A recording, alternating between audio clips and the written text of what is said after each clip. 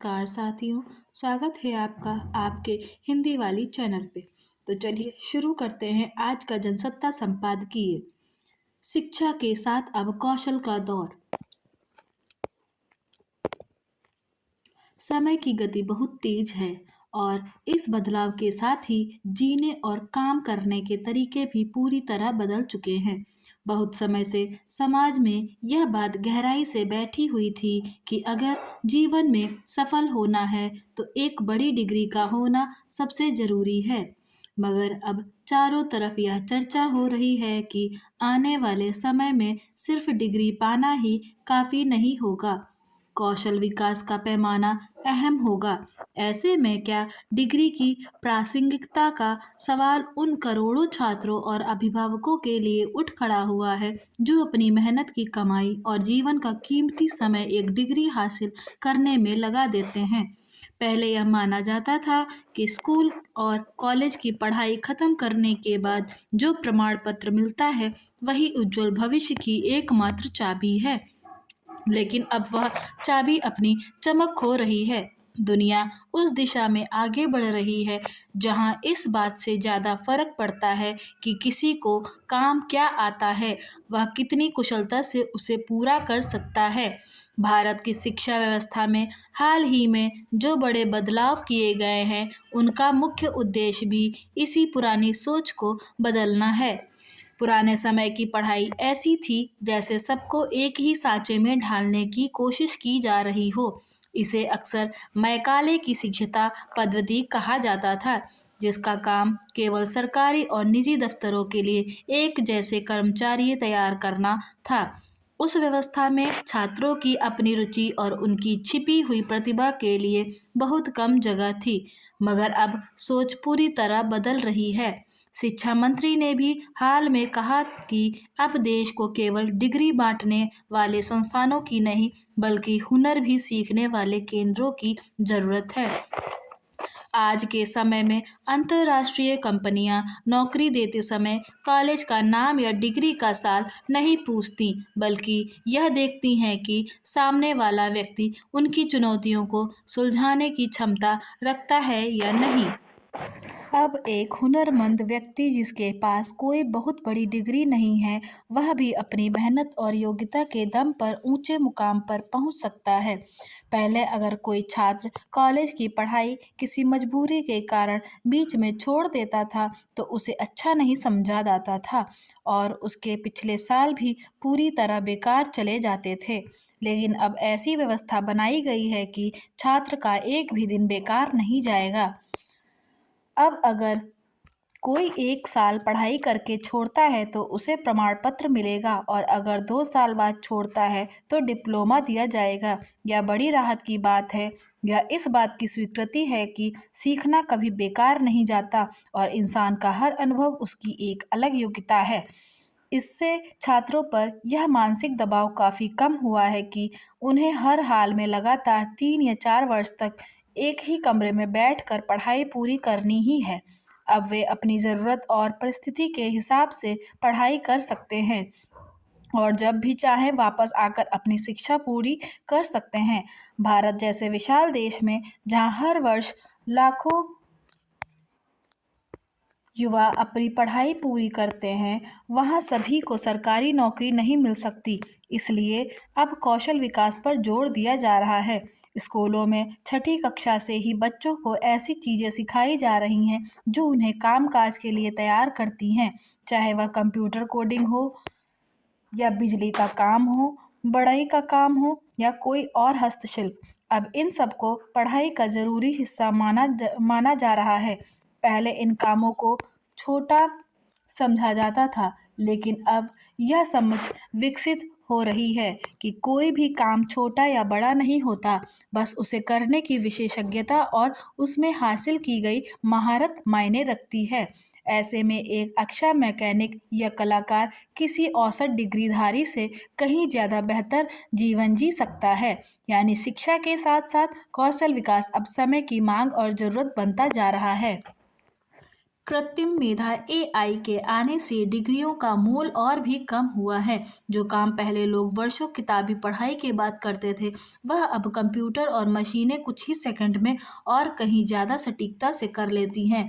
ऐसे में वह सब सीखना अब और भी ज़रूरी हो गया है जो मशीनें कभी नहीं कर सकती, जैसे कि नई और मौलिक सोच, दूसरों की भावनाओं को समझना, टीम के साथ मिलकर काम करना और मुश्किल हालातों से में सही फैसला लेना। ये ऐसी मानवीय खूबियाँ हैं जिन्हें किसी किताब को रट कर या कोई परीक्षा पास करके हासिल नहीं किया जा सकता। इन्हें सीखने के लिए निरंतर अनुभव, गलतियों से सबक लेने की इच्छा और लगातार अभ्यास की जरूरत होती है। इसलिए भविष्य की शिक्षा में अब क्या पढ़ना है के बजाय सीखने की प्रक्रिया पर ध्यान देने की जरूरत है। अब हर किसी को पूरी जिंदगी एक सक्रिय छात्र बने रहना होगा, क्योंकि जो तकनीक आज नई है वह कल पुरानी हो जाएगी। पुरानी डिग्री की ताकत केवल शिक्षण संस्थान तक थी, लेकिन हुनर की ताकत पूरी जिंदगी साथ रहती है। एक बहुत अच्छी डिग्री वाला व्यक्ति भी कभी कभी जीवन के दौड़ में पीछे छूट जाता है और बेरोजगार बैठा रहता है, जबकि अब एक हुनरमंद व्यक्ति अपना छोटा सा काम शुरू करके भी सफलता की ऊंचाइयों को छू रहा है। इससे समाज की वह पुरानी सोच टूट रही है जो केवल डॉक्टर, इंजीनियर या आईएएस बनने को ही सफल जीवन का पैमाना मानती थी। एक पहलू यह भी है कि आने वाले समय में कंपनियां डिग्री के बजाय वह काम दिखाने के लिए कहेंगी जो वास्तव में पहले किया है। उदाहरण के लिए, अगर कोई ग्राफिक डिजाइनर बनना चाहता है तो उसे उसकी डिग्री से ज़्यादा यह देखा जाएगा कि उसने अब तक कौन कौन से डिज़ाइन बनाए हैं। यानी जो सच में काबिल होगा अब वही आगे बढ़ पाएगा। यह व्यवस्था उन लोगों के लिए वरदान है जो आर्थिक रूप से कमज़ोर हैं और बड़े कॉलेजों में की फीस नहीं भर सकते, लेकिन जिनमें कुछ कर दिखाने का जज्बा है। बहरहाल, डिग्री पूरी तरह से गायब हो नहीं होगी, लेकिन उसका पुराना स्वरूप जरूर खत्म हो जाएगा। वह अब केवल करियर की शुरुआत का एक छोटा सा रास्ता बनकर रह जाएगी, मंजिल नहीं। असली पहचान हमेशा उस काम से होगी जो कोई व्यक्ति अपनी मेहनत और कौशल से जमीन पर करके दिखाएगा। आने वाला सुनहरा समय उन लोगों का है जो खुद को समय के साथ बदलने के लिए हमेशा तैयार रहते हैं और जो कभी यह नहीं सोचते कि उनकी पढ़ाई और सीखने का समय खत्म हो गया है। कागजों के भारी बोझ को अब कंधों से उतार कर हुनर के पंख फैलाने का सही वक्त आ गया है। शिक्षा का असली और एकमात्र अर्थ भी यही है कि वह इंसान को आत्मनिर्भर, जागरूक और एक जिम्मेदार नागरिक बनाए।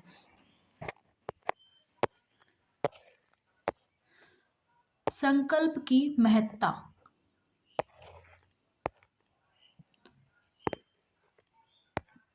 संकल्प अंतर्मन में उत्पन्न होने वाली एक ऐसी अद्भुत शक्ति है जो जीवन की कठिन से कठिन परिस्थितियों पर विजय प्राप्त करने और साथ ही दुस्साध्य लक्ष्य को भी भेदने में समर्थ होती है। दरअसल संकल्प हमारे मन मस्तिष्क की एक विशेष अवस्था है जिसमें हमारा मन चरम उत्साह के साथ साथ अथक परिश्रम और प्रयत्न के भाव से ओतप्रोत रहता है। ये विशिष्ट भाव अंतर्मन को तीव्र गति प्रदान करते हैं और परिणाम स्वरूप हमारा अंतर्मन शरीर को त्वरित प्रयास के लिए निर्दिष्ट करते हुए लक्ष्य के साधन को सफल बनाता है। परिस्थितियों की प्रतिकूलता, मार्ग की कठिनता एवं संसाधनों की सीमा, ये सभी प्रतिकूल कारक संकल्प की शक्ति के आगे प्रभावहीन हो जाते हैं। संकल्प हमारे भीतर लक्ष्य के प्रति एक सशक्त प्रतिबद्धता का उदय करता है और उस दशा में हम समस्त बाधाओं को दरकिनार करते हुए निरंतर आगे की ओर उन्मुख होते हैं।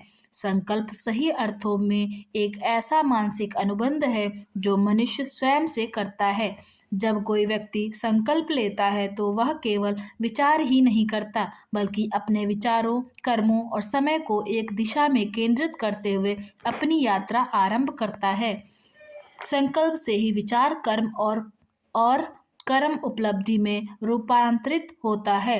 बिना संकल्प के जीवन दिशाहीन हो जाता है और दिशाहीनता असफलता को जन्म देती है। संकल्प जीवन को एक निश्चित उद्देश्य प्रदान करते हुए उसमें सार्थकता का समावेश करता है। आज के परिवेश में जबकि विकल्पों के भरमार हैं और विशेष बात यह है कि ध्यान को विचलित करने वाले कारक प्रत्येक स्थान एवं परिस्थिति में उपस्थित हैं, संकल्प का महत्व विशिष्ट हो जाता है। आमतौर पर मनुष्य स्वप्न तो बहुत देखता है, लेकिन उन्हें साकार करने के लिए प्रयत्न एवं कर्म करने में सर्वथा असफल रहता है। यही वजह है कि मनुष्य निराशा से घिर जाता है। दरअसल समस्या सामर्थ्य की नहीं, संकल्प के अभाव की होती है। दृढ़ संकल्प साधारण व्यक्ति को भी असाधारण बना देता है। भारतीय संस्कृति में संकल्प को विशेष महत्व दिया गया है। हमारे शास्त्रों में संकल्प शक्ति को ईश्वर की प्राप्ति का माध्यम माना गया है। जब व्यक्ति किसी व्रत को धारण करता है, तब वह अपने मन को नियंत्रित करते हुए पूरी तरह लक्ष्य पर केंद्रित करता है। यही कारण है कि महापुरुषों, मुनियों एवं साधकों ने कठिन से कठिन परिस्थितियों में भी अपने संकल्प से बिना विचलित हुए समाज को नई दिशा प्रदान की। संकल्पशीलता के अनेक उदाहरण इतिहास के महासागर में विद्यमान हैं। महात्मा गांधी का सत्य और अहिंसा का संकल्प, भगत सिंह का स्वतंत्रता के लिए बलिदान का संकल्प, भीमराव अंबेडकर का सामाजिक न्याय का संकल्प, इन सभी ने न केवल अपने जीवन को सार्थक बनाया बल्कि संपूर्ण राष्ट्र को दिशा दी। संकल्प व्यक्ति के चरित्र को भी निर्मित करता है। संकल्प पर अडिग व्यक्ति आत्मविश्वास से भरा होता है। उसे अपने कर्म एवं निर्णयों पर पूरा विश्वास होता है और वह असफलताओं से भय से लेश मात्र भी घबराता नहीं। असफलता उसके लिए अंत नहीं बल्कि एक शिक्षा और नई शुरुआत होती है।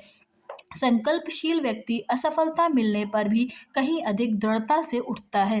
इसके विपरीत क्षीण संकल्प वाला व्यक्ति छोटी सी बाधा आने पर ही निराश हो जाता है और प्रयत्न को त्याग देता है। सामाजिक जीवन में संकल्प व्यक्ति को उत्तरदायित्व का बोध कराता है।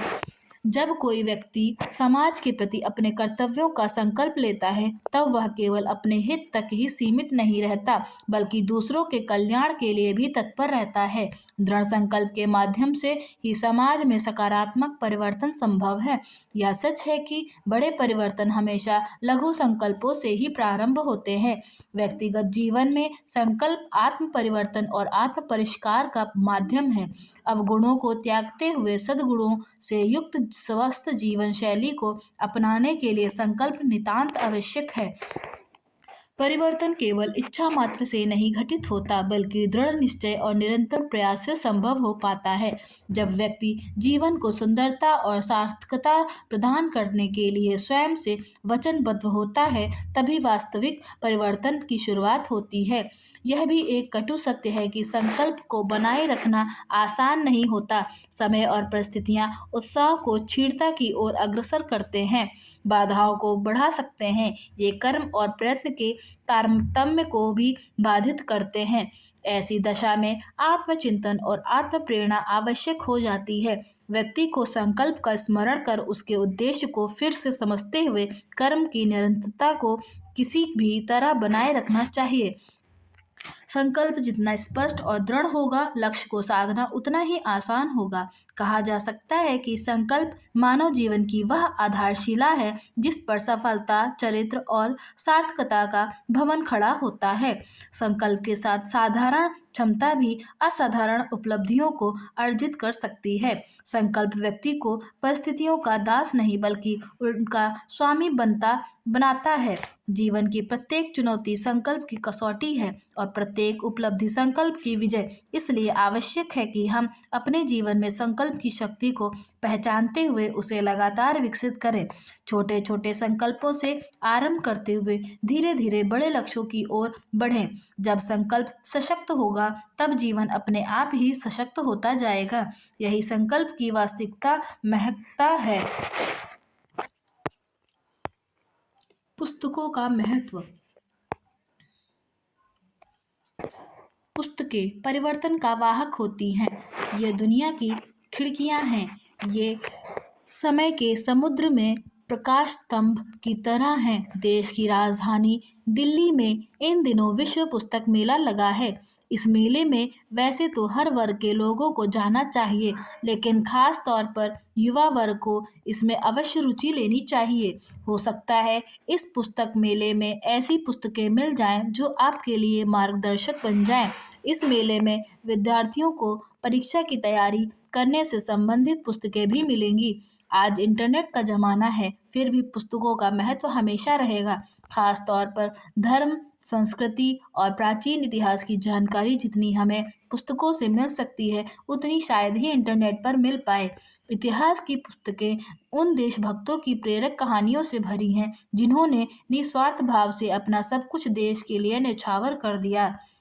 भारत को आज़ाद कराने वाले ऐसे कई गुमनाम चेहरे हैं जिनका कहीं जिक्र नहीं। शिक्षा का असली उद्देश्य विद्यार्थियों का सर्वांगीण विकास है। शिक्षा संस्थाओं को चाहिए कि वे युवाओं को प्रेरक पुस्तकों को पढ़ने के लिए भी प्रेरित करें। हितकारी कदम। कई वाणिज्यिक कंपनियों ने सरकार की बात मानकर 10 मिनट में घर तक सामान पहुंचाने की समय सीमा समाप्त कर अपने कर्मियों के हित में सही फैसला लिया है। इससे वाणिज्यिक मंचों के लिए कम काम कर रहे युवाओं को समय के दबाव से मुक्ति मिलेगी। भारी यातायात के बीच जल्द सामान पहुंचाने का जोखिम भी कम होगा। वहीं भागम भाग की जिंदगी में उन्हें राहत मिलेगी। अनहोनी की संभावनाएं भी घटेंगी। तनाव की वजह से उनकी सेहत पर बुरा असर पड़ रहा है। सरकार को बाल श्रम के खिलाफ भी अभियान चलाना चाहिए, जहां निजी संस्थाओं में उनका शोषण होता है। वैसे तो श्रमिकों के लिए काम के समय की सीमा को लेकर नियम बने हुए हैं, मगर इसका पालन कम हो रहा है। इस पर भी सरकार को सख्त कदम उठाना चाहिए, क्योंकि बढ़ती बेरोजगारी का फायदा अक्सर उठाया जाता है। काम के बदले उचित मेहनताना नहीं मिलता। नाहक दबाव। किसी भी देश की संप्रभुता पर आघात अनुचित और अंतर्राष्ट्रीय कानूनों का घोर उल्लंघन है। अन्य देशों द्वारा प्रतिरोध नहीं किए जाने के कारण ही आक्रमणकारी देश बेलगाम हो जाता है। यही हाल अमेरिका का है, जो आज कमजोर देशों को लगातार चुनौती दे रहा है। वेनेजुएला के बाद अब ईरान पर दबाव विश्व को चिंतित कर रहा है। अगर ऐसा होता है तो इसके परिणाम ज़्यादा घातक हो सकते हैं, क्योंकि ईरान के पास हाइपरसोनिक मिसाइलें हैं। यह सच है कि अमेरिका बेहद सुरक्षित देश है। दूसरे विश्व युद्ध के बाद अभी तक कई बार उसने दूसरे देशों में सत्ता परिवर्तन की कोशिश की है, जबकि यह अंतर्राष्ट्रीय कानूनों के खिलाफ है। ईरान को लेकर राजनीतिक उथल-पुथल और बढ़ गई है और इसके आर्थिक प्रभाव भारत पर भी पड़ेंगे। भारत पर इसका पहला बड़ा असर कच्चे तेल की कीमतों में वृद्धि के रूप में दिखेगा। प्रदूषण की मार। उत्तर भारत के साथ साथ अनेक राज्य पूरे साल वायु प्रदूषण की मार झेलते हैं। इसके नियंत्रण के वास्ते किए जा रहे सामान्य प्रयासों के लिए सरकार को कोसते हैं। वायु प्रदूषण की मार से हर वर्ग ग्रस्त है, खास तौर से बच्चे और बुजुर्ग अधिक जोखिम में हैं। अब कई राज्य प्रदूषण नियंत्रण के लिए सक्रिय हो रहे हैं। राष्ट्रीय स्वच्छ वायु कार्यक्रम के तहत ऐसे तरीके और संकेतक लगाए जाने चाहिए जिनसे सभी नागरिकों को जानकारी मिलती रहे और वे सचेत रहें।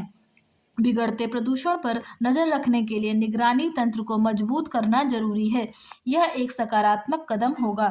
यह भी ध्यान रखने वाली बात है कि वायु प्रदूषण तकनीक या नीति अपनाने से इसे नियंत्रित नहीं किया जा सकता है। इसके लिए सभी को व्यवहार में बदलाव लाते हुए साझा जिम्मेदारी निभानी होगी। सुरक्षा और कूटनीति। ईरान संकट गहरा गया है। अमेरिका के साथ तनाव बढ़ने के बीच उसने व्यावसायिक विमानों के लिए अपने हवाई क्षेत्र बंद कर दिए हैं। भारत के लिए यह संकट केवल एक दूरस्थ आंतरिक उथल-पुथल नहीं, बल्कि पश्चिम और मध्य एशिया में रणनीतिक, आर्थिक और भू-राजनीतिक हितों से सीधे तौर पर जुड़ा हुआ है। अमेरिका के साथ ईरान की कटुता को देखते हुए साफ है कि वहां के हालात बदतर होते गए हैं। ऐसे में नई दिल्ली ने अपना राजनयिक दृष्टिकोण सतर्क और व्यावहारिक रखा। अब जबकि हालात बेकाबू हो रहे हैं, वहां फंसे 10,000 भारतीयों की सुरक्षा को लेकर सवाल खड़े हो रहे हैं। विदेश मंत्रालय का कहना है कि उनके अधिकारी विभिन्न इलाकों में जाकर भारतीयों से संपर्क कर रहे हैं, उन्हें निकालकर स्वदेश लाने पर काम हो रहा है। तेहरान स्थित भारतीय दूतावास ने कहा है कि वहां से अपने नागरिकों को निकालने की तैयारी पूरी है और शुक्रवार को पहला जत्था भारत पहुंच जाएगा। ईरान में सत्ता प्रतिष्ठान जनता और सूचना दोनों पर नियंत्रण खोने से चिंतित है। न सिर्फ नागरिकों का सवाल है, वहां के पूरे परिदृश्य ने भारत की चिंता हर तरह से बढ़ा दी है। भारत की सबसे बड़ी चिंता चाबहार बंदरगाह परियोजना है, जिसमें उसने करोड़ों डॉलर का निवेश किया है। यह परियोजना पाकिस्तान को दरकिनार करते हुए अफगानिस्तान, मध्य एशिया, रूस और यूरोप के लिए एक रणनीतिक प्रवेश द्वार का काम करती है। ईरान में लंबे समय से जारी अस्थिरता इस परियोजना की समयबद्धता और रणनीतिक महत्व को खतरे में डालती है।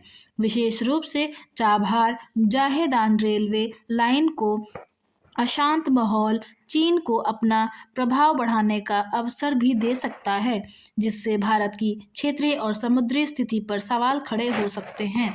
क्षेत्रीय समीकरण के अलावा भारत के ऊर्जा हित भी दांव पर हैं, क्योंकि ईरान में राजनीतिक उथल-पुथल क्षेत्रीय ऊर्जा समीकरणों को बाधित कर सकती है और भविष्य के सहयोग को सीमित कर सकती है। नई चिंता ट्रंप प्रशासन द्वारा ईरान के साथ व्यापार करने वाले देशों पर 25% शुल्क से जुड़ी है। इस साल भारत ब्रिक्स की अध्यक्षता कर रहा है। वह वैश्विक दक्षिण की आवाज़ उठाता रहा है, इस नाते उसकी भूमिका अहम हो जाती है। इसमें भारत के लिए चुनौती यह है कि वह अपने रणनीतिक हितों की रक्षा करे और वह भी ईरान के आंतरिक संघर्षों या महाशक्तियों की प्रतिद्वंद्विता में उलझे बिना। तेहरान की स्थिति जटिल दिख रही है। भारत और ईरान के रिश्ते कभी विचारधारा से संचालित नहीं रहे। ये संबंध भूगोल, पहुंच और क्षेत्रीय संतुलन की जरूरत से बने हैं। ईरान में किसी भी तरह का बड़ा झटका भारत की वर्षों से साधी गई व्यापारिक राहों, कूटनीतिक समीकरणों और सुरक्षा गणनाओं को प्रभावित कर सकता है। यदि स्थिति और बिगड़ती है तो तेल बाजार में अस्थिरता, कीमतों में उछाल और वैश्विक अर्थव्यवस्था पर दबाव पड़ना तय है। साथ ही शरणार्थियों की अप्रत्याशित भीड़ और क्षेत्रीय सुरक्षा समीकरणों में बदलाव की आशंका को भी नज़रअंदाज नहीं किया जा सकता। साइबर असुरक्षा। भारत में साइबर धोखाधड़ी नहीं थम पा रही, तो आखिर इसकी वजह क्या है? वर्तमान समय में इस अपराध के इतने स्वरूप हैं कि पीड़ित व्यक्ति ठगों की साजिश को एक बारगी समझ नहीं पाता और वह जीवन भर की कमाई लुटा बैठता है। यही वजह है कि साइबर अपराधी हर वर्ष लोगों को करोड़ों की चपत लगा रहे हैं। विश्व आर्थिक मंच ने दावोस बैठक से पहले अपनी वार्षिक जोखिम रिपोर्ट में भारत में बढ़ती इसी साइबर असुरक्षा को लेकर आगाह किया है। मंच ने गलत सूचनाओं और भ्रामक जानकारियों के प्रसार पर भी चिंता जताई है। वहीं भारत के मामले में एक अध्ययन ने शीर्ष 5 जोखिमों की पहचान की है, जिनमें साइबर असुरक्षा को विशेष रूप से शामिल किया है। दरअसल देश में इस असुरक्षा के लगातार बढ़ते जाने की एक बड़ी वजह यह है कि ठगों ने देश से लेकर विदेश तक अपना जाल बिछा लिया है। इस लिहाज से यह न सिर्फ तकनीकी समस्या है, बल्कि राष्ट्रीय सुरक्षा से जुड़ा मसला भी है। चिंता की बात यह है कि हम साइबर अपराधियों पर शिकंजा कसने के लिए निगरानी तंत्र आज तक मजबूत नहीं कर पाए हैं। नागरिकों में भी डिजिटल साक्षरता का अभाव दिखता है। एक गंभीर समस्या डिजिटल रूप से बदले गए वीडियो और चित्रों की भी है, जो आज नागरिकों के लिए परेशानी का सबब बन गया है। इसको लेकर भी विश्व आर्थिक मंच ने चिंता जताई है। ऐसे कई विवादित वीडियो सामने आ चुके हैं। अगर साइबर अपराधियों का हौसला बढ़ा है तो यह व्यवस्था की खामी है। हैरत की बात यह है कि अपराधियों के संजाल तक पहुंचने की तमाम कोशिशों के बावजूद देश में साइबर असुरक्षा लगातार बढ़ती चली गई है। आखिर क्या कारण है कि हम धोखेबाजों के असल ठिकानों पर नहीं पहुंच पा रहे हैं? भारत में इस असुरक्षा का जोखिम इसलिए भी गहरा है क्योंकि लोगों के पास सजगता और व्यक्तिगत जानकारी साझा न करने जैसी सीमित विकल्प ही हैं। दो राय नहीं कि अब सरकार को सख्ती बरतनी होगी। साइबर अपराध के संजाल को तोड़ने का वक्त आ गया है। आशा करती हूँ कि आज का आपको संपादकीय अच्छा लगा होगा। So please like, share and subscribe करना ना भूलें। धन्यवाद।